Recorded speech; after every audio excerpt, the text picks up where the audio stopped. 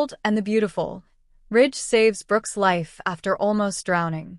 The waves were restless that afternoon, frothing and snapping like a wild animal as they crashed against the rocky Malibu shoreline. The sky hung low with clouds, the horizon a trembling blur between gray and silver. It wasn't the kind of day most people would choose for a walk along the beach, but Brooke Logan wasn't most people. Her mind was elsewhere. Too full, too tangled. The Forrester family drama had reached a fever pitch. Ridge. Taylor. Stuffy. Hope. Every conversation had been another push and pull, another reminder of how easily love could be both a shelter and a storm. And now, her heart was heavy with words left unsaid to Ridge. Words she feared she might never get the courage to speak again. Brooke tightened her coat against the wind, her boots crunching over wet sand as she walked farther toward the jutting rocks. The tide was coming in fast, a roiling tide that seemed to echo her own churning emotions. She didn't notice the way the waterline had crept closer, curling hungrily around the base of the stones. One step too far. Her boot slipped. The rock beneath her foot was slick with algae. She let out a gasp, arms flailing for balance, but gravity had already claimed her. In an instant, the icy Pacific swallowed her whole. The cold was a shock, like being pierced through with knives of liquid glass. She kicked, her coat heavy, water filling the folds, dragging her downward. Panic clawed at her chest as she struggled to find the surface. She opened her mouth to scream, and salt water rushed in, burning her throat. Somewhere above, faint through the roaring in her ears, she thought she heard a voice. Brooke. It was Ridge. He'd been searching for her. Something in his gut had told him she'd be here, this place they'd walked together 100 times before in better days. He'd spotted her figure in the distance and started toward her, but before he could call her name again, she was gone from view, vanishing into the sea. Brooke. His voice broke with urgency as he threw off his jacket, sprinting toward the edge of the rocks. The water was vicious, but Ridge didn't hesitate. The moment he saw the flash of her pale scarf beneath the surface, he dove in. The cold hit him like a wall, but he forced himself deeper, his strong arms cutting through the current. His eyes burned, searching for her form through the murky swirl. There, her hair, fanning out like golden ribbons in the water. She was sinking fast. Ridge lunged forward, his lungs screaming for air as he wrapped an arm around her waist. She was limp in his grasp, her head lolling against his chest.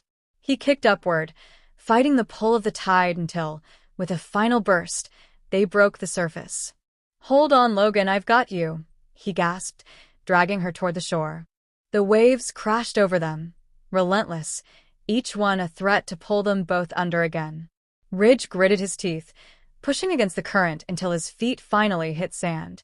By the time he laid her down on the wet beach, Brooke's face was ashen, her lips tinged blue. Her eyes were closed, and for a heart-stopping moment, Ridge thought he was too late. No. No, no, no, he said fiercely, pressing his palms to her cheeks. You don't get to leave me. Not like this. He tilted her head back, his hands trembling as he began CPR. He breathed for her, willing life back into her, the sound of the surf pounding in his ears like a ticking clock. Come on, Logan. Come on. At last, she coughed, a harsh, ragged sound that was more beautiful to Ridge than any music he'd ever heard. Water streamed from her mouth as she gasped for breath, eyes fluttering open. Ridge. Her voice was barely a whisper. He let out a shaky laugh of relief, pulling her into his arms. Yeah, it's me. You scared the hell out of me. Her body trembled against him, both from cold and from the shock of what had happened. I slipped, she murmured. I didn't mean. Sure, he said, brushing damp hair from her face. You're safe now. That's all that matters. They stayed there for a long moment, the wind whipping around them, the waves retreating as if the ocean itself had decided to spare her. Ridge could feel her heartbeat slowly steadying against his chest, each thump a silent promise that she was still his Brooke, still here. When he finally pulled back to look at her, his eyes were fierce. Don't ever scare me like that again. Her lips curved faintly despite her exhaustion. "You always know how to make an entrance." He shook his head, unable to stop the small smile tugging at his mouth. "And you always know how to get yourself into trouble."